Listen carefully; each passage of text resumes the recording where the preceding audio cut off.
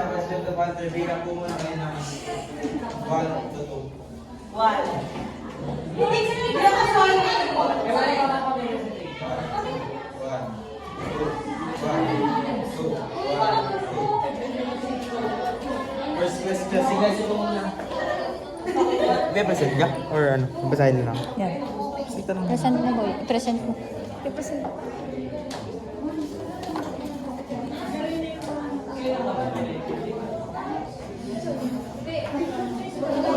What are the advantages and disadvantages of salting as a food preservation method compared to modern techniques like refrigeration and freezing?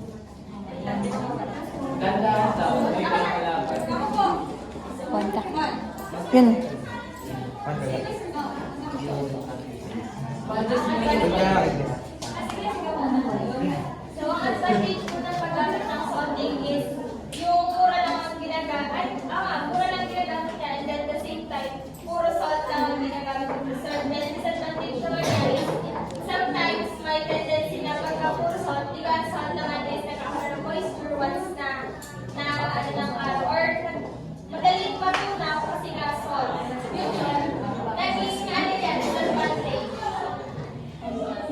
Modern condition.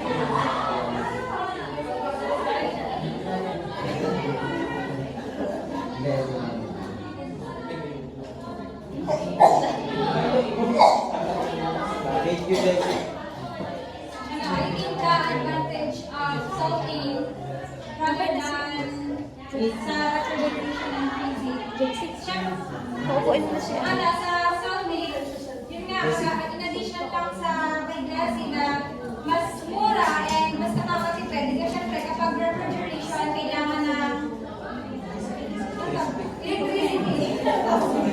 Tapos, ang disadvantage nga lang niya is, syempre, kapag kailangan ay tama talaga yung sukat or measurement na kakailangan ng isang product or isang food para makuha yung tamang timpla lang. Kasi pag sobrang dami, or yung pag sobra, syempre, nakakapit dun yung alat, yung salt, dun sa may pagkain. Very good.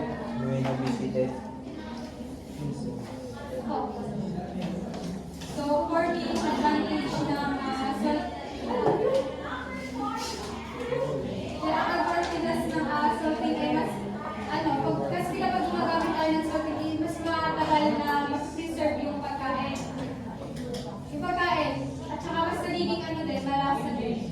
While sa disadvantages naman ay yun nga kapag hindi mo alam talaga, kung hindi ka nag-follow dun sa mga procedures, recipes, tsaka guidelines kung paano gawin yung salting process na yun ay magiging magkakaroon siya ng undesirable taste, tsaka yung mga texture, siguro ay malalasan yung malalasan or magiging maalat yung gagawin mong preservation. Okay. Pero, tapos ay doon naman sa refrigeration ngayon, kailangan mo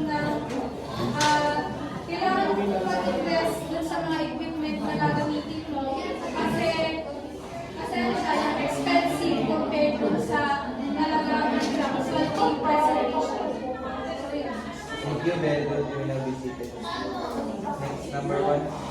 So, yung advantage ng salting as a food preservation, kumbaga, mas magiging, kapag maayos yung paglalagay natin, mas tatagal yung shelf life ng ating food at maaano yung mga bacteria na pwede mapano sa isang pagkain. Then, ang disadvantage naman, kumbaga, ay pag hindi naman proper yung ating mga paglalagay o hindi nasunod talaga, ay pwede ito yung sunog sa alat. Or yung mas umano yung spoilage nila. Thank you, very good. Next, number 1. Ang isa pa, i-alagay ko lang sa kanila, ang advantage ko ng salting sa food preservation. Like na nga lang, example is yung itlog na maalat. Pag mo siya ng maayos is natagal. And ang disadvantage niya nga din is yung ang disadvantage naman is yung pag hindi mo naman siya ng ayos is yung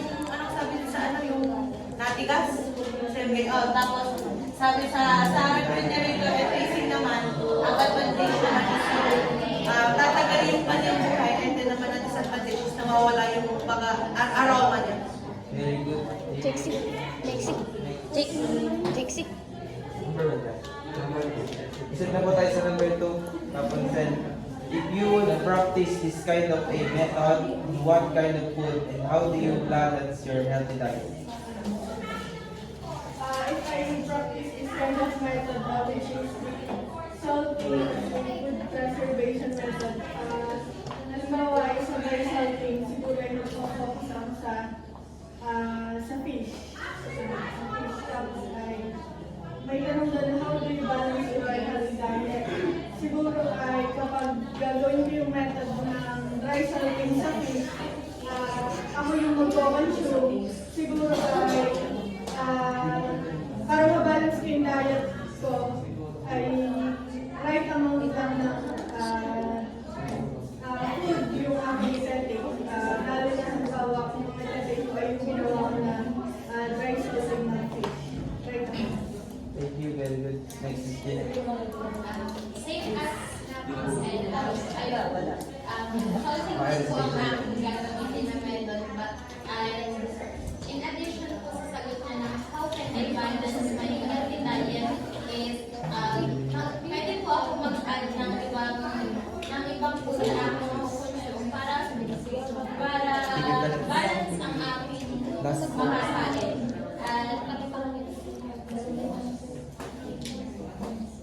Thank you.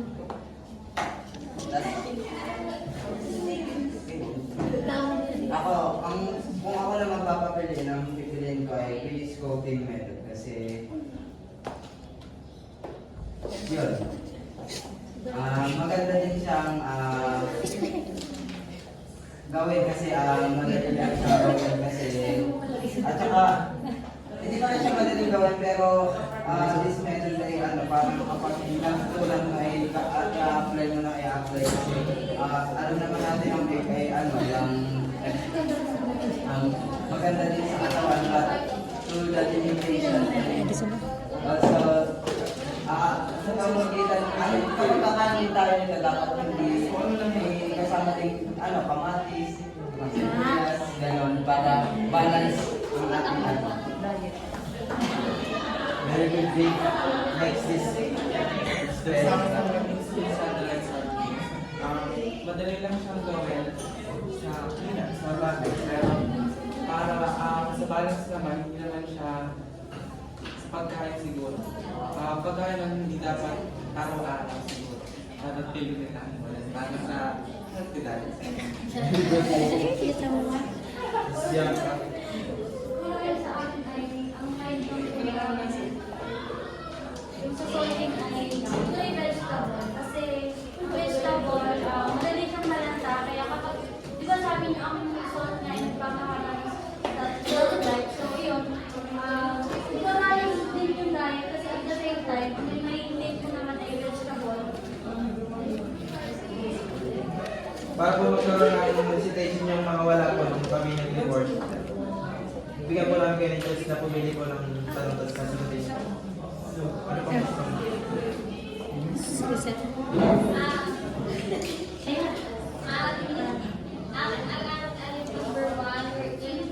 So, as for the advantages and the disadvantages, for the advantages first, just like what the others have said, salting is much more cheaper than the other types of food preservation or processing.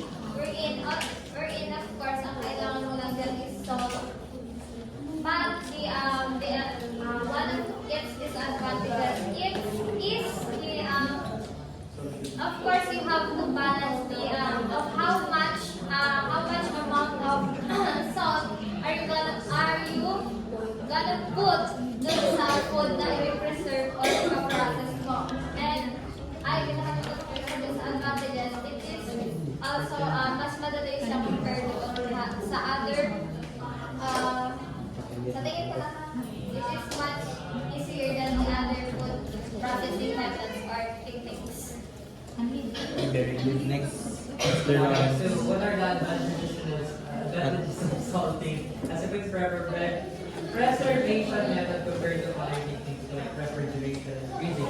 So in addition lang to sa mga sagot ng nauna, so since they already mentioned what are the advantages and the advantages, I just want to add that one of the advantages of can you please Repeat the question. Ayan, advantages and disadvantages of salting as a food preservation. Of course, in salting as a food preservation, you don't need such a large machineries or equipment. And also, you just need use the traditional method. You just need your hand, yourself, at saka yung mga ingredients. Hindi mo kailangan malalaking makinarya para gawin yung salting preservation. Well, yun na din yung disadvantage noon. If, isa yung sa disadvantage. Ang disadvantage lang niya, ayun, hindi natin matatansya kung yung, yung amount or yung tinatarget natin na output. Output. Ayan, ganda naman yung word output. Output sa ating preservation since since ito ay traditional, hindi siya ganun ka-accurate kagaya ng with machineries or equipment. So that's all. Thank you. Very good, Mr. Lawrence. Next, Miss Catherine. Kailangan ay i-add ko lang or baka masasabi na lang yun. Hindi ko kasi alam eh.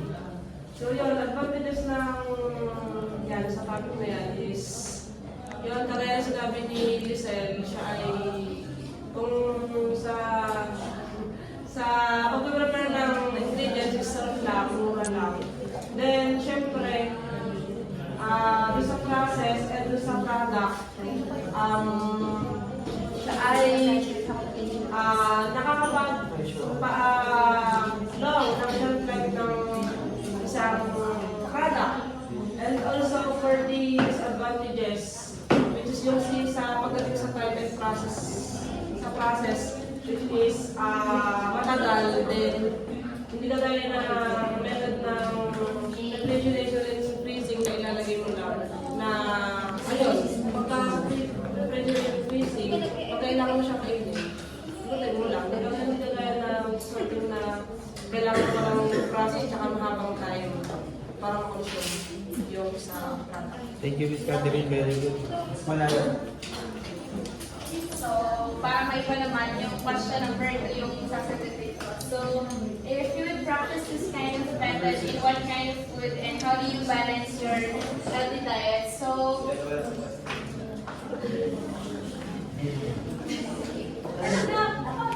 Question number 2.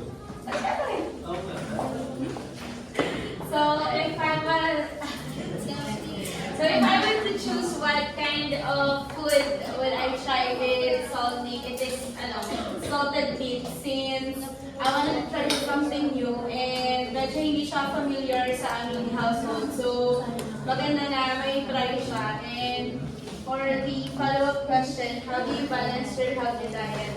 Of course, you have to limit yourself with the intake ng salt since yung salt ay sa kidney and the lights. So, yun. With limitations, hindi naman din araw-araw meat.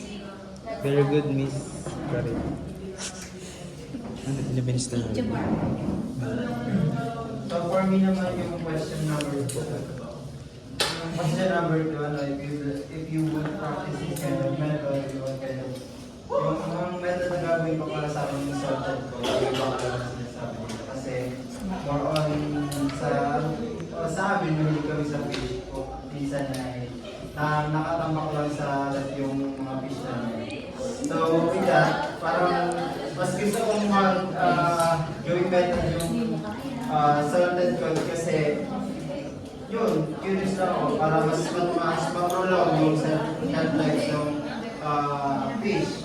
Then, para din sa follow-up question yung how do you balance your healthy diet, siguro magtatry ako ng iba't ibang flavor salted cod, para mag-balance yung diet. Alam mo, mag-add ako ng flavor.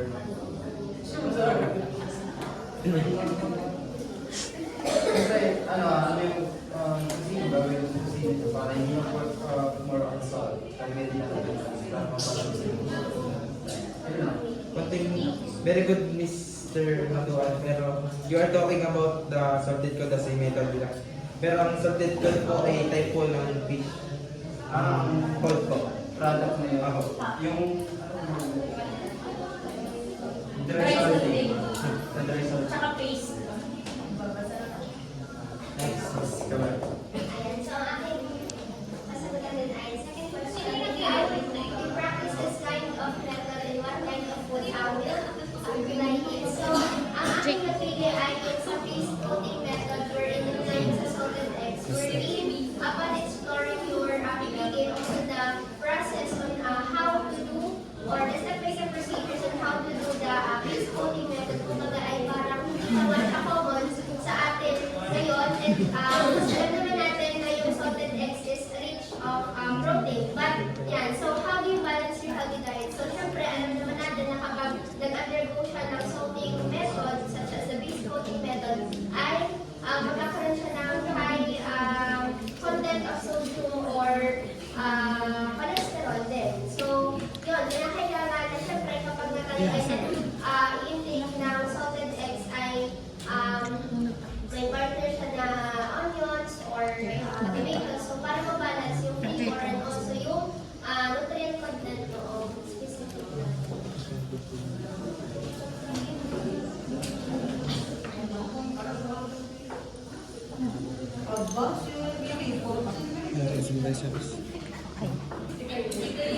Yes,